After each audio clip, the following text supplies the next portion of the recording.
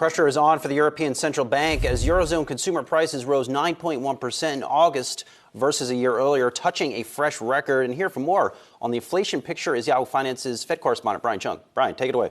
Yeah, well, if you think inflation is bad here in the United States, Europe experiencing even worse inflation. When you take a look, as you mentioned, at that 9.1% figure that they released in their flash estimate earlier this morning. If you unpack by country, obviously your mileage will vary depending on what you're looking at. Some countries not as bad as 9.1%. When you take a look, for example, at Germany at 8.8% on a year-over-year basis. You have even France, for example, only at 6.5% year over year. But then take a look at Spain, for example, 10.3%. And then Estonia, 25.2% increases in terms of prices on a year-over-year basis. And a lot of this is because of the energy crisis, right? They are a lot more exposed to what's happening in Russia and Ukraine with the offlining of Russian energy. That led to a 38.3% year-over-year increase, which led to that headline inflation. But overall, the concern is that this number, that 9.1% figure, is going to get even larger. We've heard a lot of countries talk about that cold,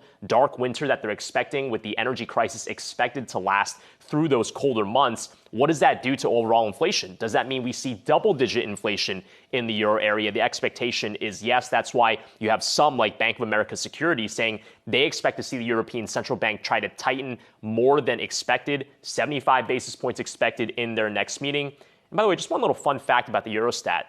They have food, alcohol, and tobacco all looped into one, whereas the American CPI actually breaks out alcohol and tobacco as a separate other goods category. So I guess it's the same thing. I guess we use that as a barometer of really how bad things are. Yeah, we see one going up quite a bit. It comes out as we'd also seen Credit Suisse yesterday. They had really pulled back their kind of global equities call as well. And it was really kind of indicative of what we're seeing more internationally and where there is that overlap.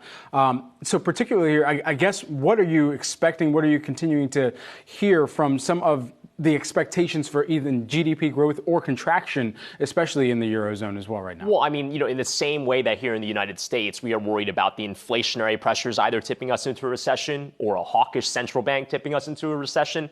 Same story in Europe. Actually, if anything, even more pronounced. And that's because of the fact that you have central banks trying to take demand down post-crisis. A lot of that revenge spending is a part of the inflationary story as well. But a lot of that is also due to the supply issues on the energy side, which the ECB has no control over. So they're trying to time all of this with even more factors out of their control than the Federal Reserve is.